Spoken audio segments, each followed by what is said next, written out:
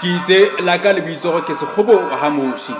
ke mohlakwana ka sebako ke motho wa seding sengwathwana sa maobane hantle ke motho a jang polokwe kaofela re re o fe bohashana ka tsela ga shekulena mona re phura le shwetla re itse wena re o neletsa dikateng tsa Basotho mekgwa le meetlo ya Basotho nalane ya Basotho na Basotho ba ne ba phela ka tsela efeng dipapadi dijo le tse ding tse ngata ngata tsatsing la ka shekulena ke letsatsi la ho qetela selemong sa Manyesemane le Maekgepeta hopola hore hosane ka la pele kgwedinyana Pherekgong ya 2023 e tla be selemo se setjha ho Manyesemane le Maekgepeta rona Basotho selemo sa rona se setjha se qadile ka kgwedi ya Phato jwale mo se tlang sena se rang ho sona ho latela Manyesemane le Maekgepeta e tla be